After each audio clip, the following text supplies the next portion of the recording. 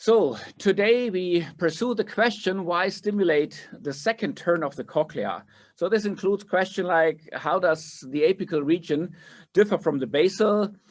Can the second turn be reasonably stimulated? And what does that mean for cochlear stimulation? And we do not only have a very interesting topic, we also have a fantastic speaker, and that is Professor Paul van der Heyning. And I want to introduce him shortly. Paul van der Heyning is Emeritus Professor of ENT, Head and Neck Surgery at the Antwerp University Hospital and University of Antwerp. He has served as chairman and also as dean of the faculty there, and he is still active as consultant there. Professor van der Heyning is founding member, former chairman, and currently vice chairman of the Hearing Group, which is a worldwide network of hearing implant centers. He was the president of CI 2018, the 15th International Conference of Cochlear Implants and Other Implantable Auditory Technology. And I'm sure that a lot of us will remember this really nice conference. He is supervisor of 65 PhD theses and published, and now listen, he published 590 papers. And I'm not sure if I've ever read 590 papers in my life. But Paul has written 590 papers and published 590 papers. His research interests include inner ear pathology and cochlear implantation, single-sided deafness and tinnitus. And I think it's fair to say that he started actually CI implantation and single-sided deafness. It includes hearing and structure preservation and electric acoustic stimulation, and he organized numerous surgical workshops on this. And he was also involved in the Hero robot-assisted CI surgery development. Paul, welcome to Experts Online. I'm very honored to have you as a speaker. We are very honored to have you as speaker. And so please answer the question, why stimulate the second turn of the cochlea? Paul, the stage is yours. Okay. So thank you for this introduction.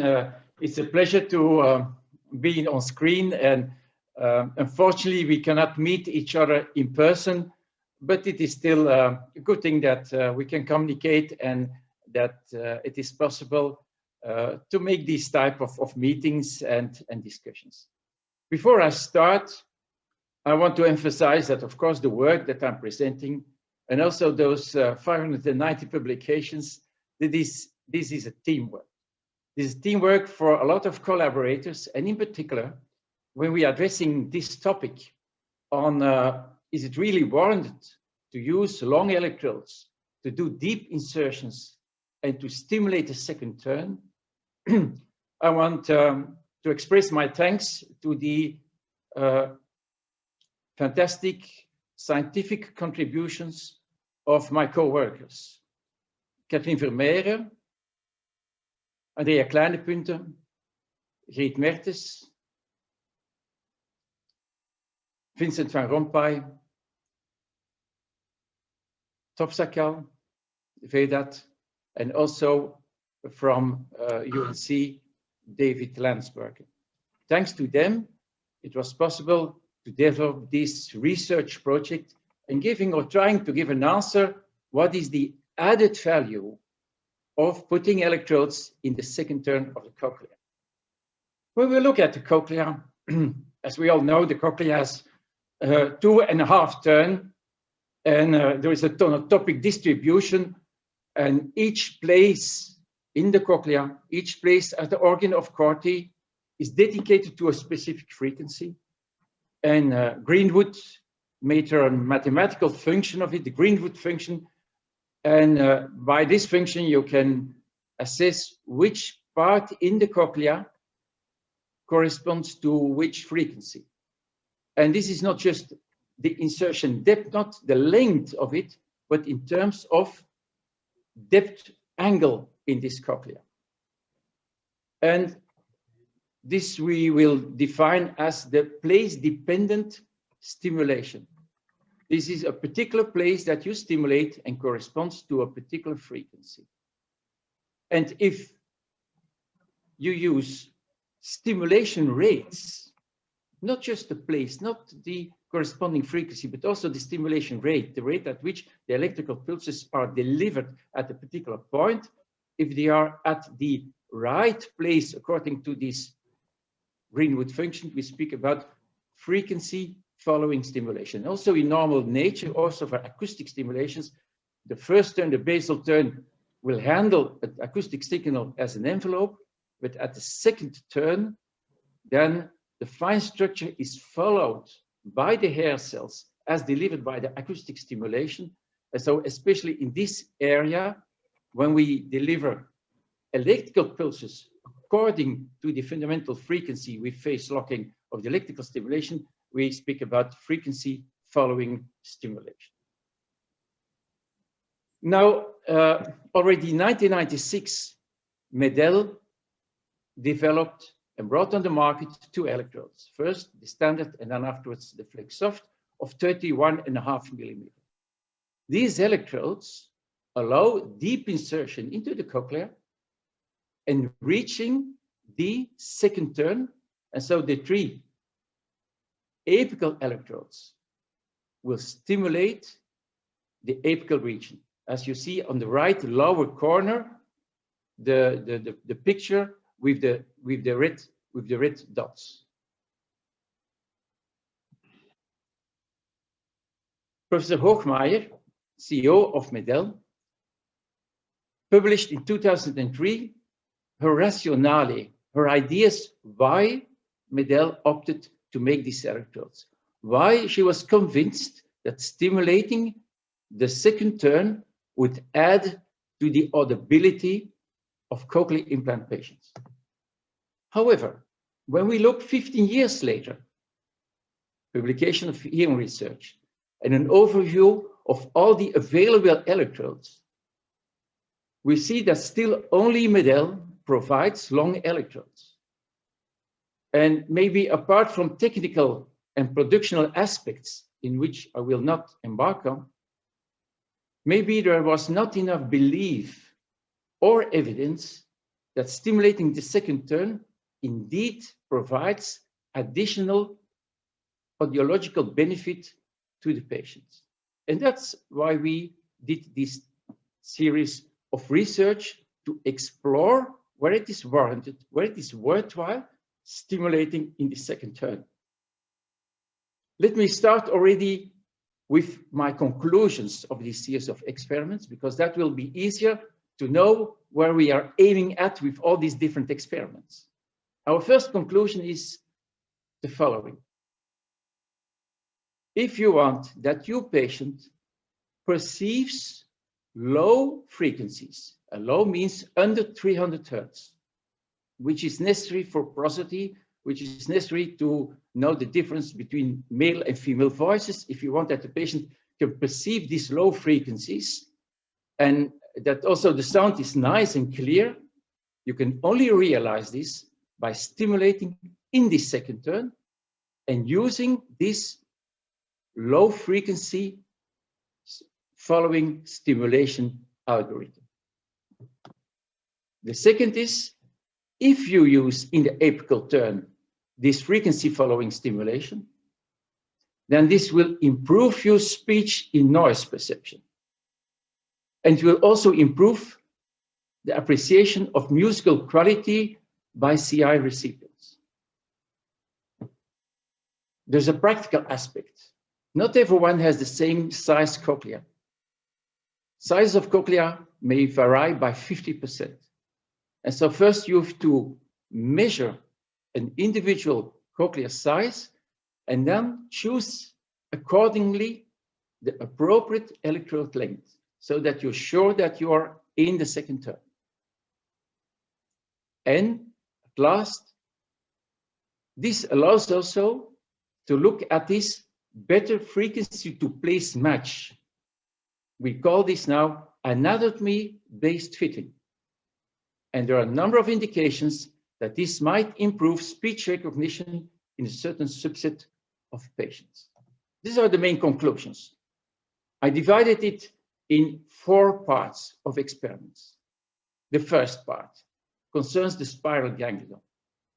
People did not believe that you should stimulate in the second turn, because it was said that the spiral ganglion did not extend into the second turn, that the spiral ganglion remained within the basal turn, and so that you could stimulate the complete spiral ganglion through the basal turn electrical stimulation. Well, we did a big survey of literature on histology of normal cochleas and non-cochlears from patients with different hearing disorders. We selected, after an analysis, 19 publications on these histological papers.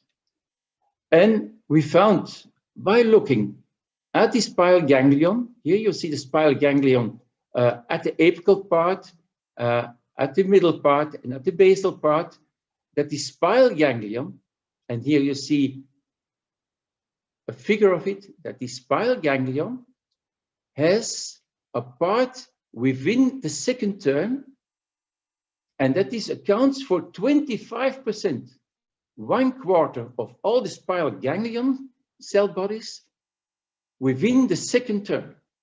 The apical part of the spiral ganglion is located between 400 and 720 degrees insertion depth. Not only this literature review with these numerous publications on histology ascertained the fact that ganglions are located in the second turn, but quite recently, and due to new technology and due to the work of Sumit Agrawal and the histology lab of Rask Anderson in Uppsala, and using synchrotron radiation phase-shifted images, they came up with these figures and analysis, where you see the location of the spiral ganglion in yellow and its relationship to the organ of Corti in green. And the apical part, also in the apical part, it ends up with a bud with this 25% of ganglion cells, well located up to 690 degrees on the average in the second turn. So these are a lot of studies that clearly show that the idea that the spiral ganglion lies only in the basal turn is not right. 25% you can only address from the second turn. Of course, you can say, well, are these active electrodes? And we did a study with the Heyning group that Marcus just mentioned. We included 136 patients, and we measured the evoked compound action potentials, the ECAPs, while stimulating the basal part of the cochlea, the middle part, and the apical part. And we measured the specific characteristics of these ECAPs, so by stimulating these parts in the cochlea. And we found by stimulating the apical part that the threshold is significantly lower than in the basal part, that the amplitudes by stimulating the apical part is higher, that the slope rate is higher, that the residual inhibition is lower. And here these color figures, here it is the apical stimulation, the middle stimulation, the basal stimulation. The color stands in for double peak waveforms, which are the correlate of neural density. Well, it is clear that the neural density stimulating the apical turn is higher, significantly higher than stimulating the basal turn. So not only there are 25% of ganglion cell bodies within this second turn, but when you stimulate them, the ECAP characteristics are superior when stimulating the apical region versus the basal region. Second part. Well, now we know that there are these ganglion bodies, but what kind of percept does it provoke when you stimulate them?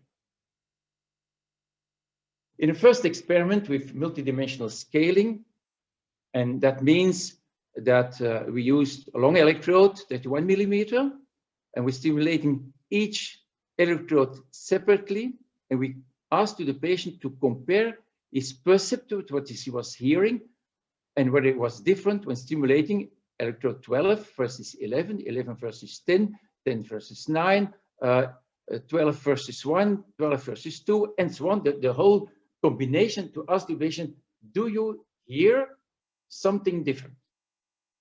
And this is explained in this in-scale graph, showing that stimulating the apical electrodes indeed yield another auditory percept in the patient.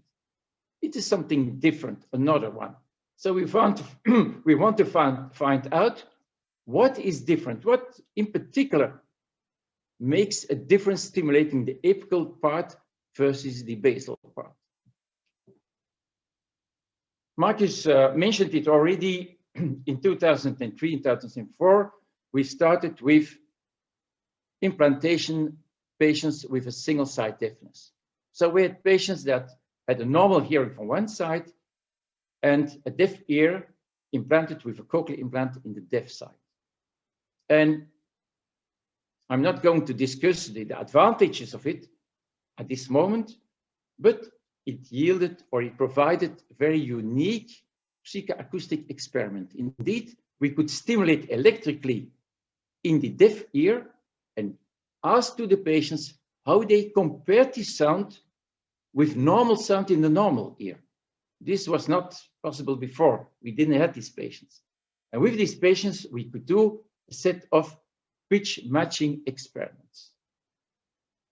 We started by stimulating each electrode, and the stimulation rate was 1500 pulses per second, like you do in a continuous interleaf stimulation strategy with a CIS strategy.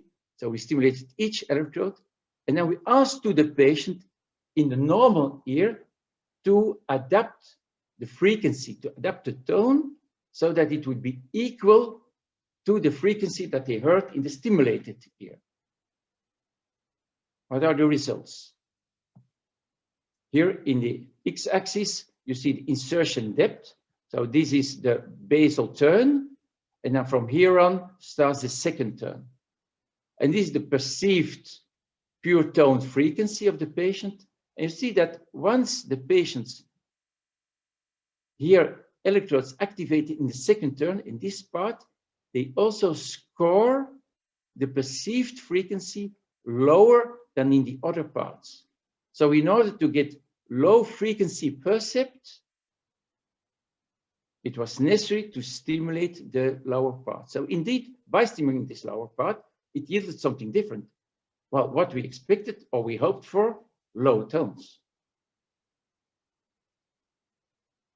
Some argued that it might have been due to central auditory adaptation, acclimatization. So we did a number of experiments with new 5 patients. Each graph stands for 1 patient here. We did again the pitch matching experiments. And we started doing it right from the activation. We did it at activation. These are the blue line for each patient. And then at 1 month, 3 months, 6 months, 12 months. And you see that this pitch matching curve with deep insertion, also the percept of low frequencies, exists right from the first fitting of the patient. So it is an intrinsic quality of the cochlea and of the electrical stimulation in the second turn that provides this low tone percept, and that there is no adaptation needed centrally to yield this result. Then Rader did the same experiment, but instead of using the CIS standard 1500 rate stimulation, he used in his experiment this place-dependent stimulation rate. I said at first slide, this means that we will stimulate with a rate which corresponds to the location of the electrode and in function of the Greenwood function. Okay, we come back to our presentation here. This is the experimental operator. He used the specific stimulation frequency and found out that his curve coincides even more with the Greenwood function, and by applying stimulation in the lower turn, in the second turn, you get even lower frequencies below 200 Hertz, which is remarkable. We did the other way around. That means we provided to the patient is the normal hearing ear an acoustic signal.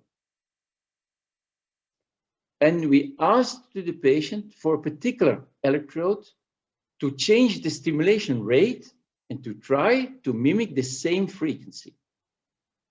So what we get, for instance, we pick out this electrode, is the second electrode in the apex. We provided the patient with a frequency of 100 Hertz, and this particular patient was able to simulate the 100 Hertz perception with a stimulation rate of 50 Hertz. When we increased the provided acoustic stimulation from 100 Hertz to 200 Hertz, the patient, again, with the same electrode, could provoke this sensation by increasing the stimulation rate to 200 Hertz.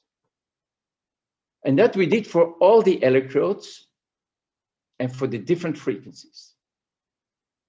And then I will talk you through this next graph.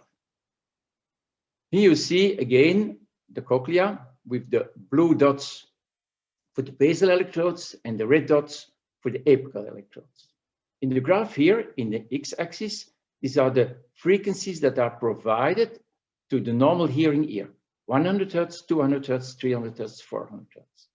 And here in the x-axis, we've put the likelihood that the patient was able to get the same frequency. In the former slide, I said we asked to the patient by changing the rate to get the same frequency. But patients were not able to do that. They could not get that same pitch in all cases. Now, we see at the apical electrodes, the red electrodes, and when providing low frequencies under 300 Hertz, that the majority of patients indeed were able to find a stimulation rate that provided this low tone percept in the cochlear-implantat ear. When we did the same with the blue electrodes, the electrodes in the basal turn, patients were unable to provoke or to get this low tone percept.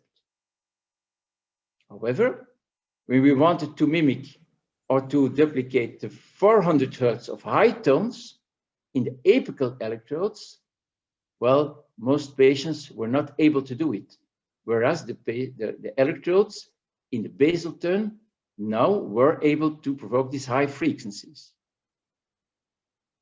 So we asked ourselves, well, but if these patients are able to get these low tones with low tone frequency stimulation with a high success, does it sound nice? Does it sound clear?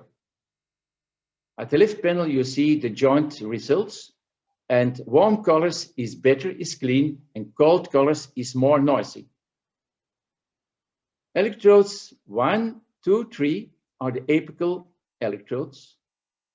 And when we still take apical electrodes with a low rate stimulation, electrical stimulation, patients have a clean, nice tone percept. However, if you use this low frequency rate in the basal electrodes, it doesn't sound nice at all. And here are the different patients, and I take one patient out, this patient. For instance, this patient also in the apical electrodes did not find the low frequency stimulation nice. And afterwards, it turned also out that in this patient, he had a better speech percept with a CIS strategy than with a fine structure processing at the apical electrodes. So it emphasizes that fitting and characteristics are maybe quite highly individualized. But on the overall, if you want to get a nice, clean, low tone percept under 300 Hertz, the only way to get it with lateral wall electrodes is by stimulating in the second turn with the apical electrodes, and this with a place-dependent stimulation rate. Now we do these experiments that the additional percept that patients have by stimulating the second turn are these low tones. But does it affect also speech in noise? And therefore we did following experiments. Initially, we had a subset of patients that were implanted with a 31 millimeter medial electrode with a CIS strategy, but it was the old CIS strategy. It means low tones were not included, were not provided in the algorithm. So the algorithm was expanded, and we divided the patients randomly in two categories. And one category got a new algorithm, which is again a CIS algorithm, but were also low tones were included in the CIS strategy of these patients. And then the red bars is for the patients that got also low tones, but the low tones were provided via fine structure processing, frequency following stimulation at the apical electrodes. And it took quite a while for patients to acclimatize to this new strategy, but after 6 months and 12 months, and especially after 24 months, so it took some time, it is clear, and the results are expressed in SRT, so lower is better, that after 12 to 24 months, the patients who had this expanded low tone stimulation using this frequency following stimulation did significantly better than those who had a CIS strategy in these frequencies, but go-throughs improved in comparison to the initial situation, not addressing the low tones.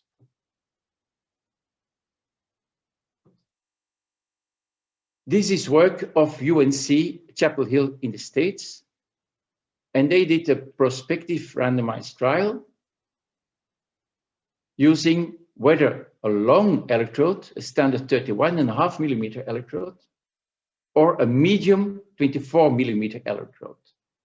I said a shallow insertion, but it's just standard insertion. 24, 25 millimeter is the insertion that all brands use except the long electrodes for metal.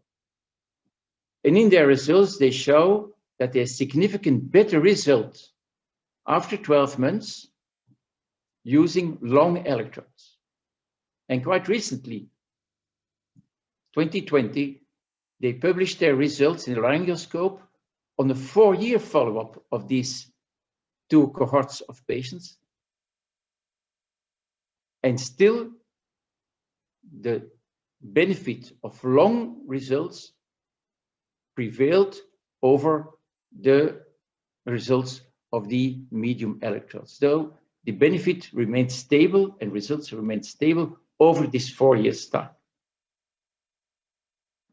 Not only with long electrodes of the Medel, but also from other brands, this is true. Here you see the results of the group of Professor George Wana, where he implanted a number of patients with one particular electrode of cochlear, and you could show that with deeper insertion, this is the angular depth of insertion, with deeper insertion, the percentage of speech understanding was better.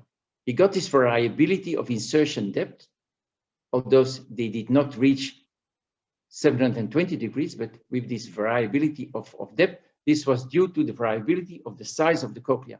Of course, if you use a smaller cochlea, then the same length of electrode will penetrate deeper in the cochlea than when you have a large cochlea. But also, this is to ascertain that deeper insertion gives better speech understanding. And also, this research group showed the effect on music quality. The blue triangles are the results of the medium electrode array of 24 millimeter, and the red ones from the standard long electrode. And dependent on the insertion angle, you see that the results get a better quality of music score. The lower here is better, get a better low musical score than we're using less deep insertion angles electrodes. Moreover, they could show that this was due to the percept of frequencies below 200 Hertz, equal or below 200 Hertz. When they removed this 200 Hertz, the benefit disappeared.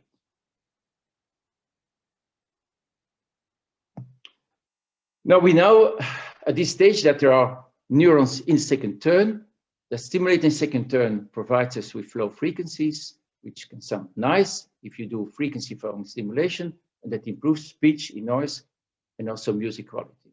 But of course, you have to be able to do it.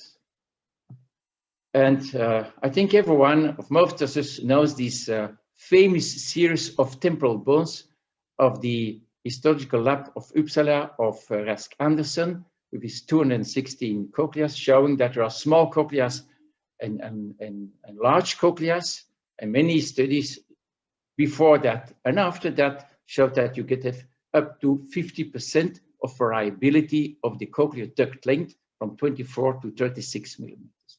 However, up to now, in many conditions, in most of the cases, we just used one electrode length. It's as you think that it is one size fits all. You go to the shop, you ask shoes and give you a pair, and unimportant whether you have large feet or small feet, you get the same size. This sounds silly, but that's what we did. And when we see at the lower border of this slide, you take a particular length of electrode and you use a very large cochlea, then you see that the tip electrode will get to 700 Hertz point. When you use a normal cochlea, you get up to the other frequency, maybe 500 frequency. When you use a very small cochlea, maybe this size even doesn't fit in this cochlea. So it is absolutely important to adapt our choice of electrode length to the size of the cochlea. Until quite recently, this was quite difficult. Of course, the radiologists provided us with CT scans, but just the plain CT scans were not so easy to interpret it and to use them to measure cochlear sizes.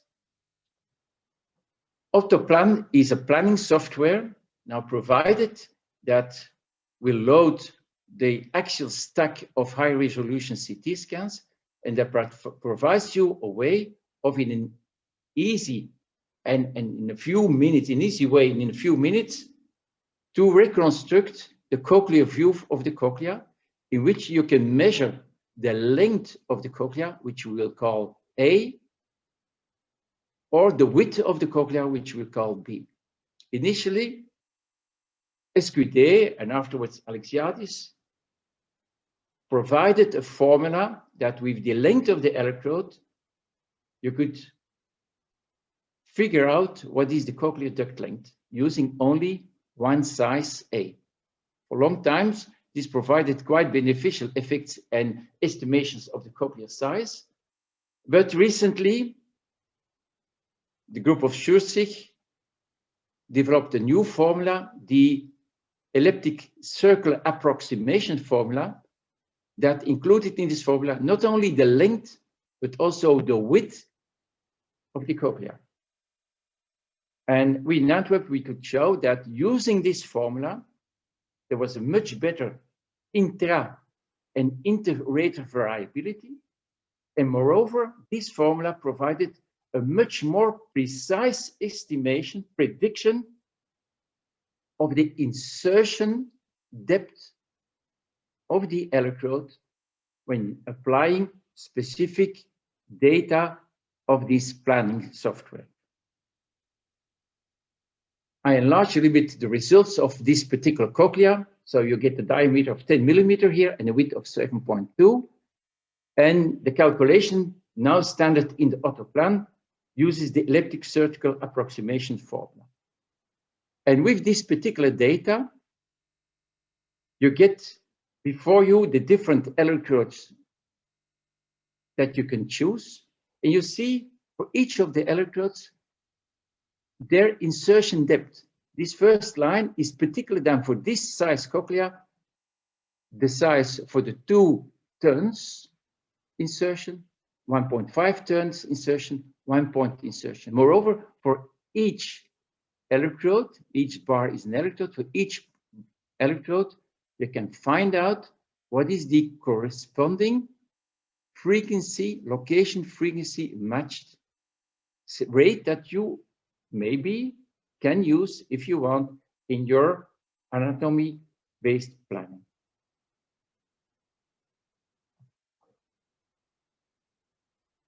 Landsberger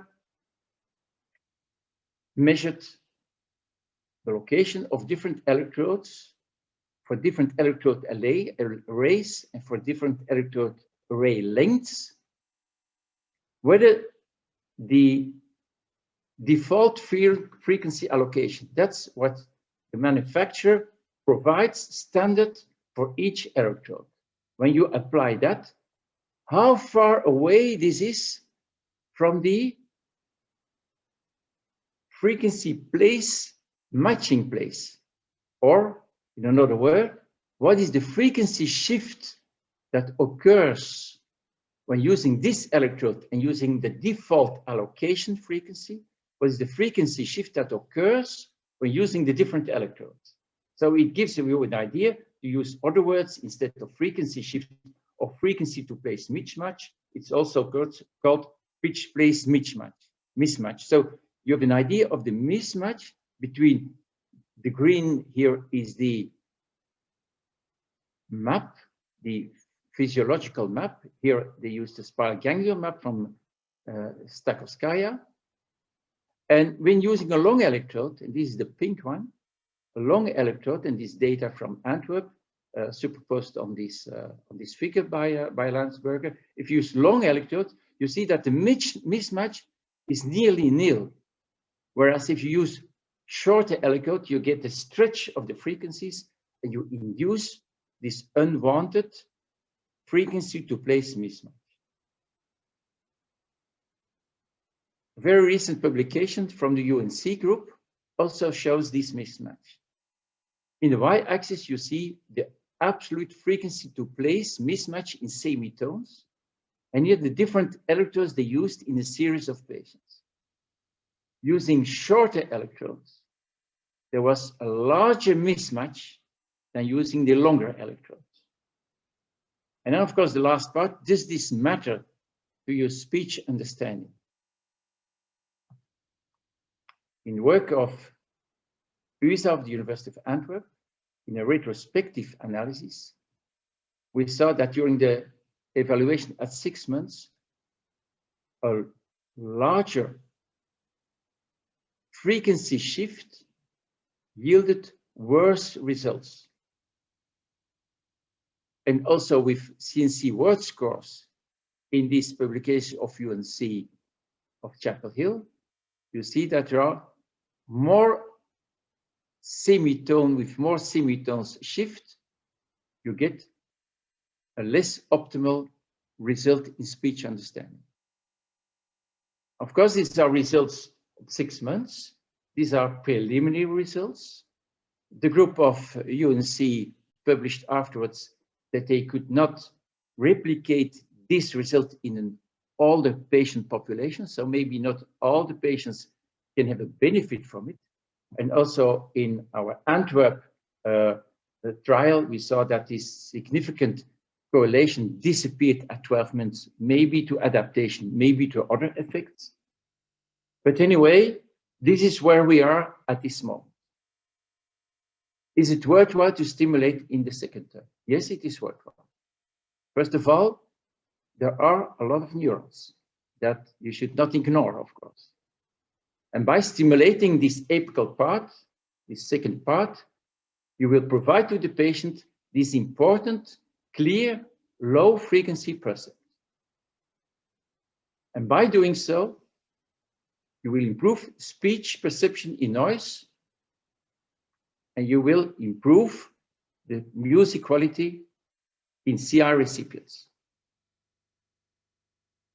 And at last, it is absolutely necessary to measure the individual cochlear size in order to know what is the insertion length and the length of the electrodes to choose to reach this optimal second turn region. And applying at this stage this frequency following stimulation. And on the last part, should we use this anatomy-based fitting? Well, first results show that there is a benefit for a number of patients, but further evidence has to show which is the particular subset of patients that might benefit from this anatomy-based fitting. I thank you for your attention. Thank you, Paul. Very, very exciting and really a wealth of very convincing data. So are there any questions here?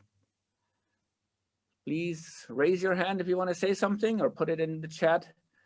While you're still thinking about your question, Paul, I have a question for you. I mean, you showed pretty convincing data and showed that, you know, there's a big variability in cochlear sizes, and that it makes a lot of sense also from the data, from speech perception, from music perception, that you know, you stimulate the entire cochlea, that you stimulate the apical part. I would say following nature, that would be the frequency following stimulation, and then also measure the size of the cochlea, do the anatomy-based fitting to get the best results. So there's people that would say, well, you know, cochlear implantation stimulating one turn works well. People usually adapt. So my question to you is this a luxury issue, or would you see this as the next step to close the gap to natural hearing or normal hearing? Well, of course, the development and the reputation of cochlear implantation for years was based on stimulation of the basal turn. And we know that there is very important information in the area between 1 and 2 kilohertz. This area between 1 and 2 kilohertz is in the basal turn, and recent discussions on this anatomy-based fitting just measured the frequency shift at 1,500 hertz. Up to now, there's not enough evidence that the anatomy-based fitting for the apex additionally gives a benefit, but it is clear from all the experiments that patients that can benefit from stimulation in the second turn will have a superior speech understanding. Of course, between nothing and basal turn stimulation is a big difference, but this is the next step. And in fact, we were surprised that even if these electrodes were introduced in 1996, is quite some time ago, that still not other companies came over and were using this deep insertion, although there is now overwhelming evidence. And of course, within this lecture of 40 minutes or 35 minutes, it's impossible to show you all the data, and you might excuse me that it's some emphasis on the results of our own team, but there are many teams now that show the benefit of deep insertion on speech understanding and also on quality of hearing. I have to make a remark. What we are doing here, or the experiments, are patients that had no residual hearing at the low frequencies. We all know for electroacoustic stimulation, if you have a patient that has still good residual hearing at the low tones, that of course we will continue stimulating these low tones by acoustic stimuli. But what are we doing? We, in fact, provide these low tones to the apex acoustically and then at the basal turn electrically. Patients that have no residual hearing at the low tones, well, they can only get this low tone information by deep stimulation. And I remember now a publication from the Hanover group, where they compared results of the different electrode lengths and also compared them using AIS. And this publication, and this is a figure, the speech understanding results of the deep insertion with frequency following stimulation, it was with the 28 electrode, these results were equal to shorter electrodes with acoustic stimulation at the low tone. So it is about acoustic stimulation of low tones in the second tone. So definitely the answer is yes. Using electrodes that stimulate in the second turn improve speech understanding and also improve music and other prosody characteristics. Okay, thank you. There is two more questions here that are coming through the chat. And the first is the problem for the stimulation of the apical part of the cochlea, even spiral ganglion, is the width of the critical bands. We can't provide enough resolution in these parts. What is your answer to these arguments against apical stimulation? Well, everything can be better, of course. Everything can be better, but even the most of the experiments, I was talking about anatomy-based fitting, but it was only at the last part of my lecture, and this is what is now developing. But all the other experiments were done with the standard allocation of frequencies at the apical part. So there was no particular adaptation. It was what the company, Medel, provided as standard allocation to the apical 3 electrodes, and providing you had the choice whether it are the 2 or the 4 apical electrodes, whether they were frequency following. And in a former publication, we showed that using, and this was an AIS experiment, and whether we would use with the AX experiment also the acoustic and electric part overlapping in frequencies at the apical part, which we found out at that moment that even applying frequency following stimulation at 4 apical electrodes improved speech understanding overlapping the acoustic part. But this is not the topic of today, but that we found out. So everything was done with the standard frequency allocation. It's only now quite the last year or years that this anatomy-based fitting is coming up, is under discussion. So the anatomy-based fitting is a separate additional part to everything what has been said, and there's a lot still to discover, and in the following years prospective studies and comparative studies will have to show what is the additional benefit of anatomy-based fitting. But it's something extra on top of deep insertion stimulation. Is this and we look forward to what's coming out there. There's a second question. I think the first part was already answered. The second part is about traumatic insertion.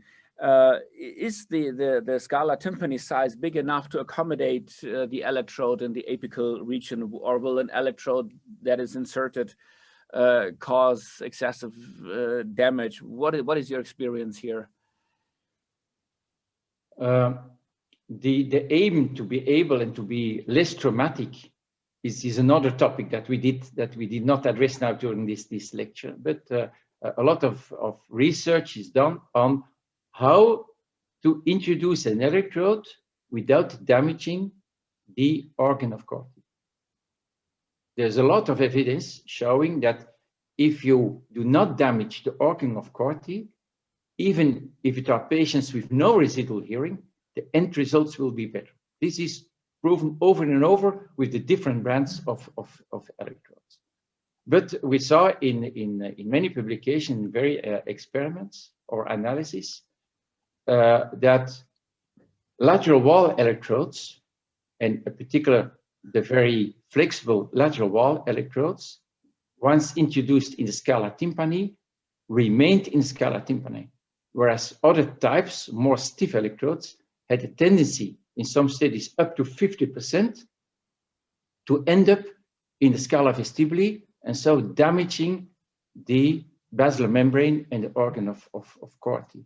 So the recipe for non-traumatic insertion, or what is called structural preservation surgery, is a subset of actions. The first is using thin electrodes, and that's why we use to preserve the integrity, the flex electrodes, because at the tip side, they have single electrode contacts. These tips are markedly thinner than the initial standard 31 electrode. So in fact, we never use the standard electrode anymore. When we want an electrode of 31 millimeters or 28, and it are the flex soft or the flex 28, just to prevent what you're addressing is to damage in the second turn the basal membrane. But there's indeed place enough on condition that you measure your cochlea and that you do not over insert beyond these 680 or 690 degrees. There's no evidence that there is benefit of going further, and then I think the risk of damage increases. Whether a 24 millimeter is more preserving low frequencies for AIS than the 28, it's something under debate. But first, choose the right size electrode. Secondly, in your procedure, when you introduce your electrode through the round window membrane, the risk of the chances that your electrode remains in the scala tympani is much, much higher. So if you were to introduce through the round window membrane, you have to do a very, very slow insertion. This is important. In order to minimize inflammatory effects, corticosteroids are for sure a standard advice to use. And a last advice is absolutely to avoid to aspirate perilymph. Like you do atherosclerosis, you should not aspirate perilymph. So no gentle action, no aspiration of perilymph. Very, very slow insertion with these flexible electrodes with very fine tip. And then the different studies show that this minimizes the risk of damage in the second term. Mm-hmm. Thank you. And Anand comments that up to 700 degrees of angular insertion depth, the cross-sectional dimensions of the scala tympani is big enough to accommodate the apical end of the flex soft electrode dimensions. But maybe this whole, deep insertion and damage would be actually maybe worth doing another edition of Experts Online for some other time. Are there more questions from the participants? We have about another 5 minutes. So if you have questions to Paul, please raise your hand or put something. Well, I have a comment. Yes, please. I can give. I have a comment.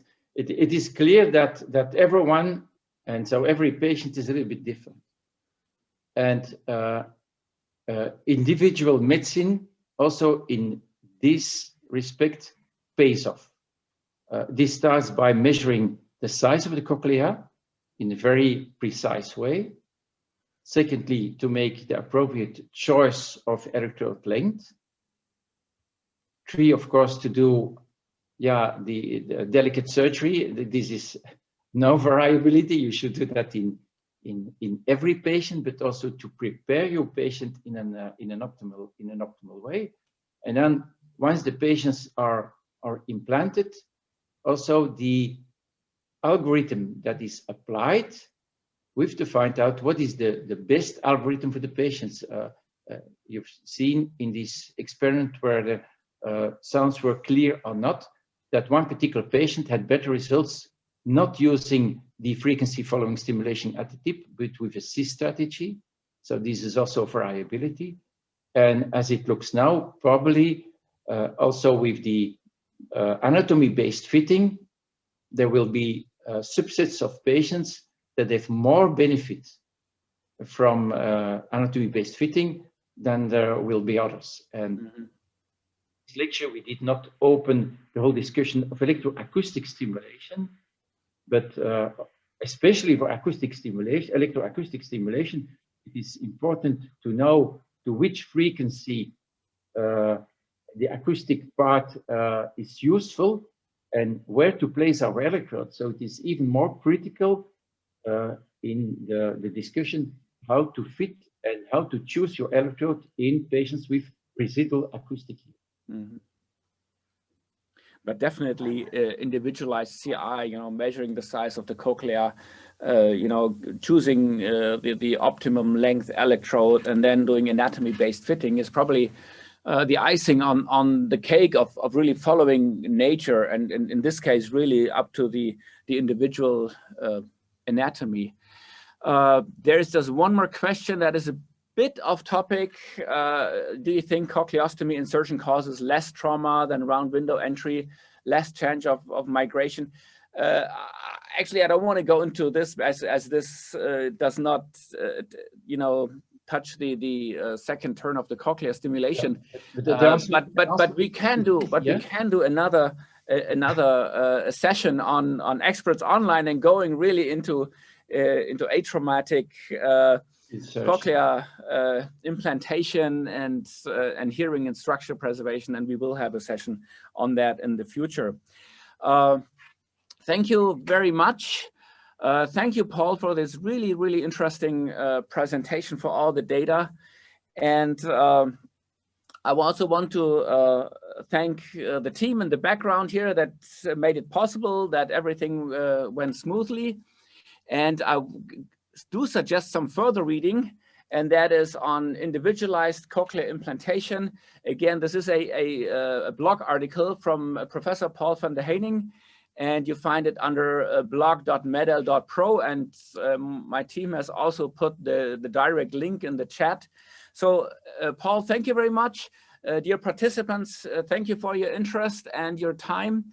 And next edition of Experts Online in 2 weeks, again Wednesday at 3 o'clock, is MRI safety with Medel hearing implants, a practical experience. So I'm looking forward to seeing you all again, and have a nice afternoon. Thank you very much, everyone. Goodbye. Thank you. Bye-bye. Bye-bye.